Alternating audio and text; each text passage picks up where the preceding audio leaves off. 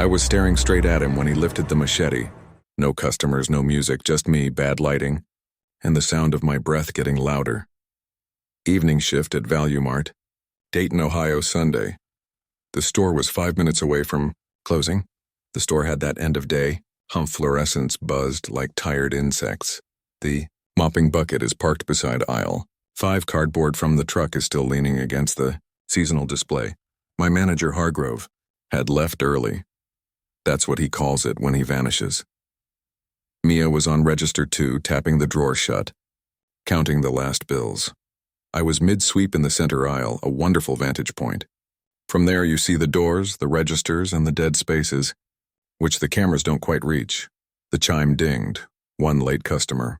I glanced up, halfway expecting a tired mom grabbing balloons or somebody asking if we still sold single AA batteries. It wasn't that. It was a man in a sun-faded work jacket. Gray, stubble, mud on his boots, and a garden machete hanging loose at his side, like it belonged to him more than his hand did. He stood near the registers. Mia wasn't there. Her lane light glowed anyway, a green circle. Unattended, he looked at me before I could pretend I hadn't seen him. No shelf between us, no customers, just distance. The bright tile stretches for 50 feet, and the curve of the blade catches the light like an unwanted wink. I told myself, say something, ask if he needs help, call for Mia. My mouth didn't move, his eyes didn't blink. 10 seconds. Maybe more. The world narrowed to buzzing lights and steel, then he ran. People don't run like that unless they've already decided what they're going to do. The broom clattered out of my hands. I sprinted. I dashed through the door of the stockroom. I dashed into the office. Shoulder to wood. Search for the lock. The fingers were not performing their intended function. The latch clicked. Relief lasted half a heartbeat. The machete split the door. A wooden screen. Splinters peppered my face. He hit it again and again, as if the door had insulted him personally. I grabbed the only thing with weight, Hargrove's desk, metal frame, particle board top. I pushed it to the side. Muscles I don't own normal days. I woke up all at once. I jammed it against the door as the blade punched through again. Stopped. Stuttered. Silence. Not quiet. Silence. The silence felt as if it was actively listening. My hand found my phone. 1. What's your emergency? There's a man with a machete at Value. A sound knifed the office air. A scream. Mia. It came from the front. High, fast, pleading. Then it caught. Broke and transformed into something worse. Similar to how a song turns to static when the station falls out of range. My throat closed. The dispatcher kept speaking. I didn't hear her. I heard the fluorescent buzz, the soft ticking of the office clock and the phantom hiss of the blade through wood. I crouched behind the overturned desk and became tiny. Minutes lengthened, bent and refused to pass. I waited for footsteps back to the office, for the door to shutter again and for the blade to reappear, shining and patient. It didn't. He didn't come back. Time is strange when you're waiting to die. I counted the breaths I could control. I counted the ones I couldn't. Red and blue finally washed. Over the stockroom wall, a knock. Police. I stood on legs that felt like they belonged to a mannequin and let them pull me out. Value Mart looked the same, and wrong at the same time. Aisle 5 still had bleach and party plates. The end cap still advertised 2-for-1 sponges, but the floor past register 2 told a different story. I won't describe it. I will tell you this. The human brain doesn't have a shelf for that image. It tries to put it somewhere, and it can't. So it keeps moving it around day after day, year after year, never finding a place to file it without breaking the drawer. I threw up against the cereal. The officer put a hand on my back and said he was sorry. He meant it. It didn't help. They found him an hour later at a bus stop 2 blocks over. No fight, no words. Just a man who had finished a task and was waiting for the next part of his day. No motive, they said. There is no history that explains anything. Sometimes evil doesn't bring paperwork. The store closed within the week. Reputation management, Hargrove texted, as if the problem was optics and not blood on tile. I quit before he could ask me to come in for cleanup. The weeks after were static and fragmented. I learned the language of trauma. Rooms, I learned how many ways a therapist can ask the same question gently. Learned to avoid the garden aisle in any store, because a blade is never just a blade again. Sleep? Not really. When it came, it had a fluorescent hum and a door that almost always held. I'd wake up mid-run, my heart smashing my ribs and the office clock ticking in my head, even though that clock is a county away now. Dayton got small. That's the only way I can describe it. The roads narrowed, the stores leaned in. Every Value Mart banner felt like a memory that wanted attention, and I didn't have attention left to give. I moved. The move took place 2 states away. I moved to a new apartment, started a new job, and discovered new aisles with different arrangements and brighter bulbs. But fear doesn't care about zip codes. It rides in, boxes you don't label, and shows up when you're unpacking dish towels. People told me I was brave. I nodded, as that was simpler than articulating that courage was absent from me that evening. Something else did. Luck or timing, or the cruel arithmetic of who stands where when a door is the only thin thing between a person and a decision. Months later, I went to a hardware store for a light bulb. I turned down the wrong aisle. Garden. The shelves were lined with steel hooks. Brand names pretend to be friendly. Legs went cold, the world tuned to that old hum. A clerk asked if I needed help. I said I was fine, and my voice made a liar out of me. Here's what no one tells you. Survival is loud. It bangs pots in your head when a cart squeaks. It turns a stranger's cough into footsteps. It paints the edge of everything with a thin outline of what could happen again. I keep going. I get up. I work. I text friends. Back, I buy groceries when the sun is up. I choose a self-checkout because the line behind a register feels like a trap. Some nights I fall asleep without seeing the door split. Other nights, the wood gives, the blade slides through, and splinters stick to my skin all over again. People say time heals. I don't think time heals. I think time teaches you how to carry. When I pass a strip mall, I look away from any store with lime green signage, not because the brand is cursed, but because memory is. If you ask me what I remember most, it isn't the scream, it isn't the blade, it isn't even the silence that followed. It's the eye contact. That first look across 50 feet of tile. 2 strangers connected by a decision only one of us understood. A human moment, if you can call it that. The whole night. A hinge swung on. I wish I'd never seen his face. I wish I could say I didn't see my own reflected in the steel, but I did. The lights were bright. The tile was clean. The aisle was straight, and the machete was sharp. Enough to draw a line between the life I had at Value Mart and the one I carry now. I'm still here. That's the ending I can offer. Not happy, not neat, just true.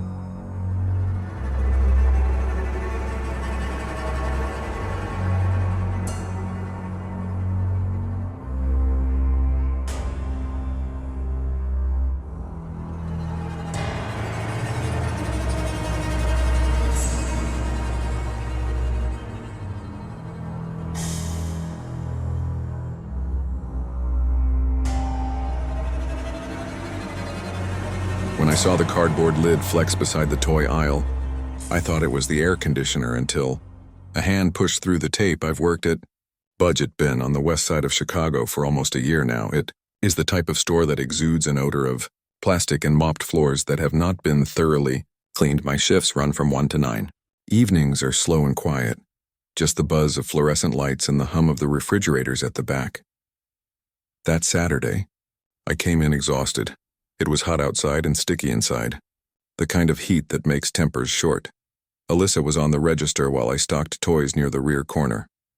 At around 4, a man stopped me, short and thin, with stringy brown hair and restless eyes. "Excuse me," he said, "where are the batteries?" "Front wall past aisle 2, I told him. He didn't move. He looked me over, slow, deliberate, and smiled. "You're new here, right?" "No," I said, stepping aside. He chuckled. "Pretty eyes. Bet you make excellent sales." I forced a half smile. "Need me to show you the batteries?" "Nah," he said. "Just looking." He kept staring. I turned away and started arranging jump ropes on the pegboard. When I glanced back, he was gone. I brushed it off. We get odd customers all the time. People talk too much and linger too long, but something about him stayed stuck under my skin. 2 hours later, I saw him again near the snack aisle. He wasn't shopping. He was watching me through a gap between shelves. The moment our eyes met, he vanished. I told Alyssa. She shrugged. If he does it again, I'll ask Marcus to walk him out. By 8, most customers had left. Sunset turned the windows orange. Alyssa was counting her drawer. I went to the back to fix up the toy aisle, the last task before closing. That corner of the store always feels wrong after dark. Perhaps it is the hum of the freezers or the flickering of the lighting there, but the atmosphere seems denser. There were stacks of big cardboard boxes, shipping crates for bulk. Toys 1 was half empty. I crouched to pull out a soccer ball that had rolled under a shelf when something shifted. Inside the box, a rustle, then a deep, slow exhale. Marcus? I called, hoping the night manager was joking. No answer. I stepped closer. The box moved again. Before I could react, the top burst open and the same man rose up, folding out of the box like he'd been hiding there all evening. For a moment, neither of us moved. His face glistened with sweat. He wasn't smiling anymore. "What are you doing?" I stammered. He took one step toward me, then another. "Don't," I said, backing up. He kept coming, eyes fixed on me, whispering, "Come outside with me. I just want to talk." There were no customers left. No sound but the hum of lights. My back hit the shelf behind me. I grabbed a wire basket from the floor, holding it like a shield. "Stay away." He tilted his head. "Why are you scared?" "I like you." His voice was low and sticky. He moved closer until we were only a few feet apart. I screamed. The echo slammed through the aisles. From the front of the store, Alyssa shouted, "Are you okay?" The man's face twitched. He looked toward her voice. Then, without another word, he turned and walked out, calm, slow, like he'd just finished shopping. The automatic doors hissed open, letting in a gust of summer air. He disappeared into the parking lot. Alyssa ran over. "What happened?" "He was hiding in that box." I pointed. We locked the doors immediately and called 911. My hands were shaking so badly I nearly dropped the phone. When the police came, they searched outside, wrote down his description, and promised to check the area. They didn't find him. After they left, Marcus reviewed the security footage. At 5:03 p.m., the man walked into the aisle, looked around, and then climbed inside the big box. He stayed there for 2 hours and 51 minutes still, not moving, breathing through a gap in the cardboard while I walked past him again and again. I felt sick. That box had been 3 feet from me the whole time. Marcus called the district manager, who told us to keep quiet until the police finished their report. Corporate hates bad press. I didn't sleep that night. Every time I closed my eyes, I saw the lid move. At 3 a.m., I turned on all the lights in my apartment and sat awake until sunrise. The next day, the police called. They showed me a printout from another budget bin across town. Same man, same behavior. 2 weeks earlier, he'd followed an employee to her car. He told her, "You smell like strawberries," before security chased him off. They never caught him either. Now we keep all large boxes flattened before closing. Every shift, I check under every counter and behind every display. Co-workers laugh about my ghost inspection. Let them. The fear doesn't fade. It hides, like he did. Occasionally, when the store is quiet and the lights hum just right, I swear I hear cardboard flex, just a soft crinkle. I tell myself it's the air system. But deep down, I know that sound too well. It's the sound of someone testing how much space a human body needs to wait. Reflection.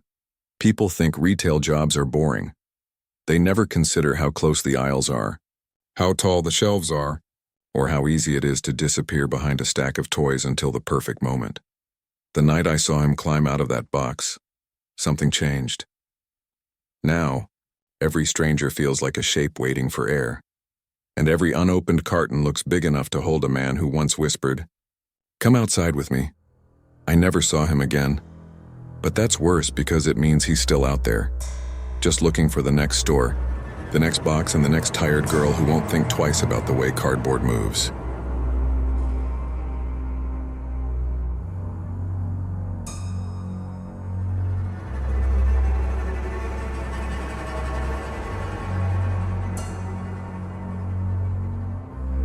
When they opened his locker and found my daughter's photo taped inside, I finally understood. He'd been planning his scheme long before I fired him. I've been managing a dollar store in Kansas City, state of Missouri, for almost 8 years. It's not glamorous work. Cheap aisles, flickering lights, and a corporate office that only remembers your name when sales drop. However, it provided financial stability, and my daughter Leah used to work here alongside me during her high school years. Those were enjoyable days, laughing during restocks, sharing lunch breaks, hearing her hum songs while she ran the register. Then she graduated, moved across town, and got a job at another dollar den closer to her apartment. I missed her around here, but I was proud. She was independent, smart, and strong. At least I thought she was safe. The first sign of trouble started with Chris. He was already working at my store when I got promoted to manager, a tall, quiet guy in his late 20s with oily hair and a slouch that screamed exhaustion. From day one, he gave me a bad feeling, too intense, too quiet, and his eyes, they didn't just look at people. They measured them. He was lazy, late, and rude to customers.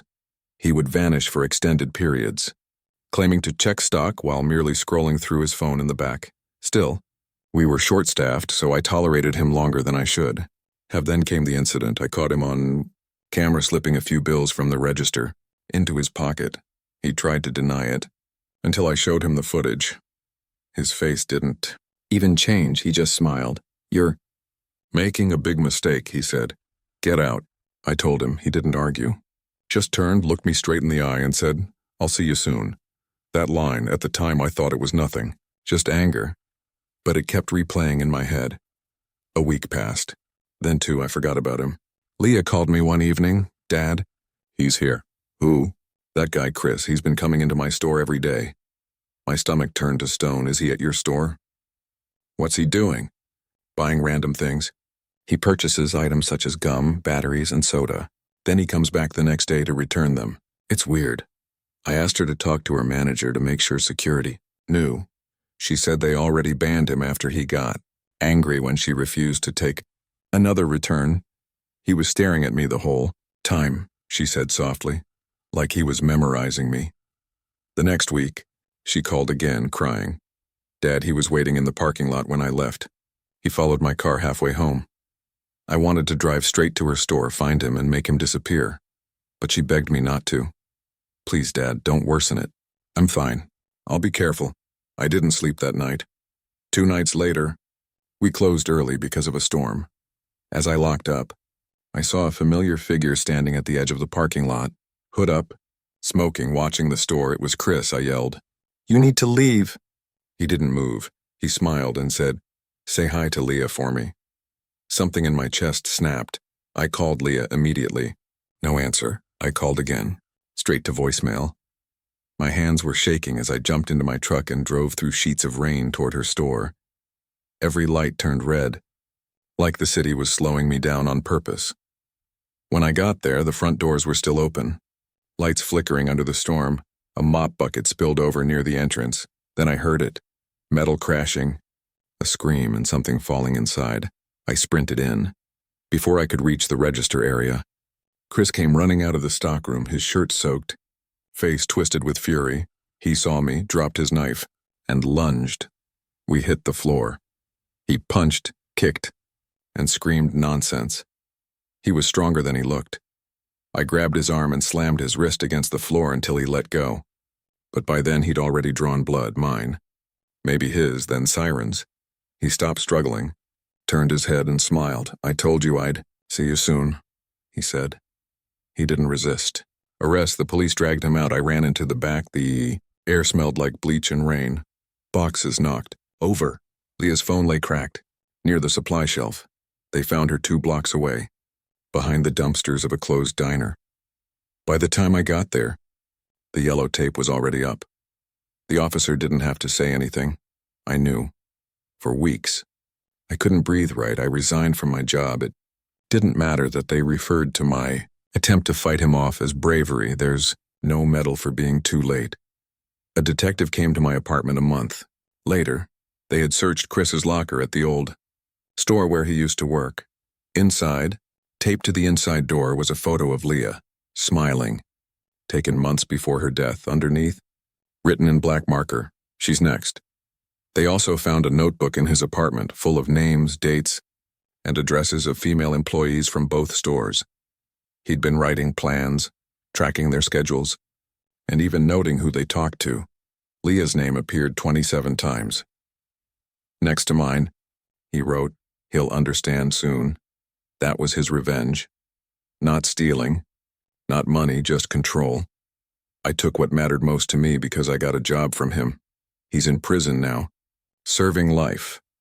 He still sends letters sometimes, blank envelopes with nothing inside but a torn piece of receipt paper. They come from the same correctional facility.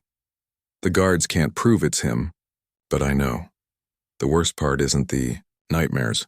It's walking past a dollar den and seeing the same color of fluorescent light that once fell on her hair while she laughed behind a register. Each flicker resembles a prematurely halted heartbeat. I tell myself to forgive, to move on, but forgiveness feels like weakness. People say time heals. Time doesn't heal. It just teaches you how to keep breathing between the flashbacks. I still have Leah's old name, tag, bent from years of use. Some nights I hold it like a relic, tracing the letters that spell a name the world forgot too quickly. I can still hear her voice saying, "Don't make it worse." "Dad?" She was mistaken. Doing nothing was what worsened it. Now I warn every new employee I meet. If someone makes you uncomfortable, don't be polite. Don't brush it off. It's important to remember that individuals who are just buying batteries and smiling don't necessarily look like monsters. They look normal until they're not.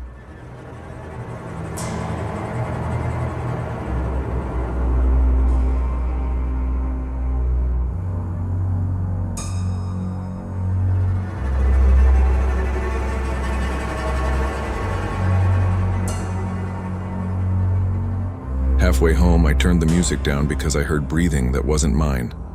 It was almost 9 when I left work that night. Closing shift at Dollar Mart, North Seattle.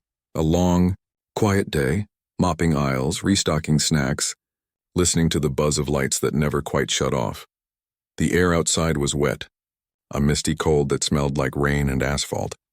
It stayed a bit longer to finish inventory after everyone else left. The parking lot was empty except for my car and a streetlight that flickered like a dying pulse. I unlocked the driver's side door, tossed my bag in the passenger seat, and started the engine. Music filled the silence, some old indie playlist that kept me awake on late drives. Halfway through the first song, my phone buzzed with a text from my roommate. "Can you grab paper towels?" I laughed out loud. We sold them by the dozen where I worked. Too late now. I drove out onto the highway, wipers squealing against the glass. 10 minutes in, something shifted behind me, a soft thump, small, but close. I glanced at the rear view. Nothing. There was only the faint outline of boxes and a blanket in the back. Another sound, a slow inhale like someone trying not to breathe too loud. I turned the music off. The silence that followed was so thick I could hear the tires hissing on the wet road. Then, exhale. A cold weight settled in my stomach. I looked up again, and for half a second I saw it. A shape rising between the second and third rows. A hooded head, eyes reflecting the dash lights. I didn't think. I jerked the wheel right and slammed the brakes. The car skidded onto the shoulder, gravel spitting under the tires. I ripped the keys out, unbuckled, and bolted into the trees. Branches snapped behind me. The back hatch swung open. Hit the metal. He was out of the car. I ran through mud and roots and fog. My lungs were burning. There was no traffic, no houses, just black woods and a thin strip of road. I kept running until I saw a porch light through the trees. It glowed like a lighthouse in the mist. I pounded on the door. A woman in her 50s peeked through a chain. "Please," I gasped. "There's a man in my car. Call the police." She hesitated just long enough for me to hear the footsteps breaking branches behind me. Then she unlocked the door and yanked me inside. We waited in her hallway. While she dialed 911, I kept watching the driveway through the window, headlights still on. My car is idling quietly. The rear door remained open. However, there was no sign of movement. When the officers arrived, they searched the car in the woods. He was gone. They found wet boot prints leading from the lot to a chain-link fence and then nothing. Probably a homeless guy, one of them said, looking for shelter. I wanted to believe that. But they also found something else. In the back seat, under the blanket, was a duffel bag. Inside, a rope, a kitchen knife, and a disposable phone with no SIM. The officer zipped it back up and looked at me. Any idea why he'd target you? No, I said. But I wasn't so sure. We'd had a strange customer earlier that day. Tall, bald, and wearing a black hoodie. He'd spent 10 minutes asking if we had duct tape and zip ties. When I pointed him to aisle 8, he smiled and said, "You've got kind eyes." I had laughed awkwardly. He never bought anything. Now I could still smell that same faint, cheap cologne in the back of my car. They towed the vehicle for prints. I rode back to town with one of the officers. The whole ride, I kept checking the rearview mirror, expecting to see eyes in the dark behind us. For weeks after, I couldn't drive without turning around every few minutes. Even when the police called to say they'd found no matches on the prints, I kept feeling like he was still around, watching, waiting for a ride. Then a month later, one of our cashiers at Dollar Mart, Kelsey, didn't show up for her shift. Her car was found 3 miles away at a rest stop, trunk open. The phone was left on the dashboard, no sign of her. When I heard, I went cold. The surveillance photo they released to the news showed a man in a black hoodie walking past her car that same morning. The caption said, "Person of interest, same height, same build, same hood." The police never confirmed it was him, but I knew. For a while I stopped driving altogether. Bus to work, rides with friends. It didn't matter how late I got home. At least there was no back seat. But fear has a way of shrinking your world. I couldn't even sit in a theater without checking who was behind me. Couldn't listen to music without hearing that extra breath on the beat. 6 months later, they found another abandoned car on the same stretch of road where I stopped that night. Different driver. Same story. Door open, engine running, no one inside. The press called him the passenger hitcher. They never caught him. However, I understand what it is like to be on that list. Individuals who survived because they silenced the music at precisely the right moment. Even now, years later, I still drive with the rearview mirror angled a bit too low so I can see every shadow that moves. Occasionally, when the rain strikes the roof precisely, it resembles the sound of someone shifting in the back seat, anticipating my moment of forgetfulness once more. And on those nights, I pull over, open every door, illuminate the vacant seats with my phone's light, and reassure myself that I am safe. But the thing about fear is that it learns your routine, so I lock the doors twice, keep the music low, and never drive past closing time if I can help it. Because somewhere out there, a man in a black hoodie is still looking for another car left unlocked under a flickering light. And if you ever feel the air change behind you while you're driving home from the Dollar Mart, don't check the mirror, just run.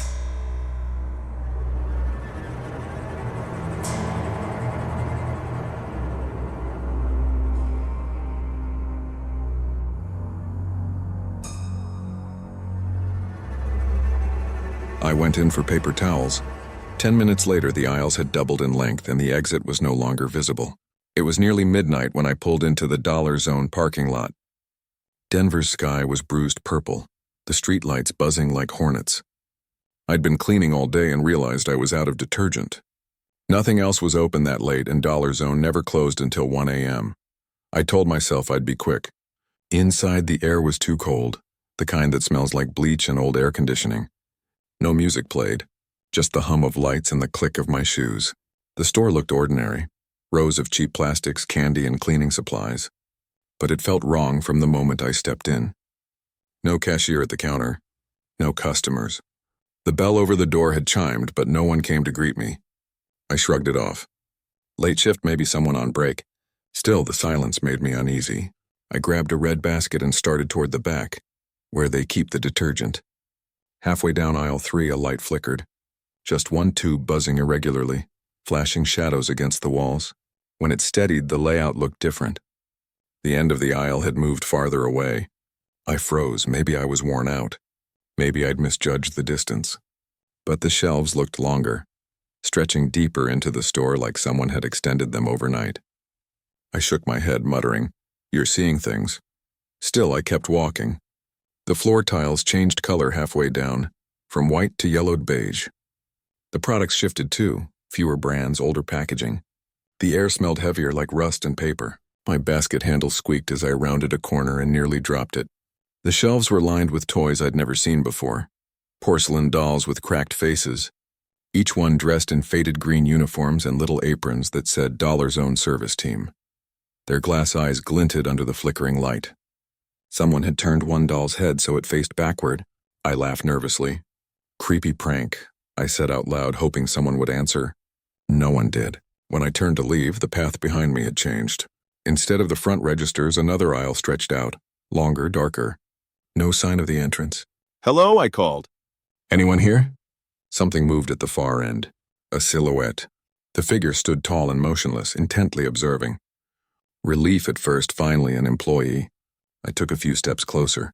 Excuse me, can you tell me where the checkout is? No response. The figure didn't move. Then under the flickering light I saw it wasn't a person. It was a mannequin. Life-sized. The mannequin was dressed in a faded Dollar Zone apron. With a tilted head and slightly outstretched arms, he stood. The lights buzzed again. When they steadied, it was closer. My chest tightened. Nope, I whispered. I'm done. I turned to run, but the aisle twisted again. The floor tilted slightly downhill, the shelves pressing inward. Each flicker of light made the walls breathe. A voice echoed softly, low and distorted. Did you find everything you need? I spun. Behind the register stood another mannequin, but this one moved. Its mouth opened too wide, splitting the corners of plastic cheeks. Paper towels, it said in a warped imitation of my voice. Clean up the mess. I dropped the basket. The clang echoed like a gunshot. The mannequin behind the counter smiled, lips stiff, teeth sharp like glass. The lights blinked off for half a second. When they came back, it was standing in front of me. I screamed. The sound bounced back, swallowed by tile and plastic. I ran. The aisles kept changing. Every turn leading to another maze of products I didn't recognize. Canned goods with labels in dead languages. Photographs in frames showing empty rooms. Boxes that rattled though nothing was inside. At the end of one corridor stood a door marked Employees Only. I shoved it open and fell through, landing on cold linoleum.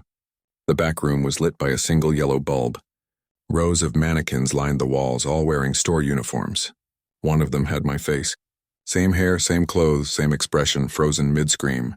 A name tag on its chest read, Customer Sharber 4527. Something behind me whispered, Next one. I turned, no one there.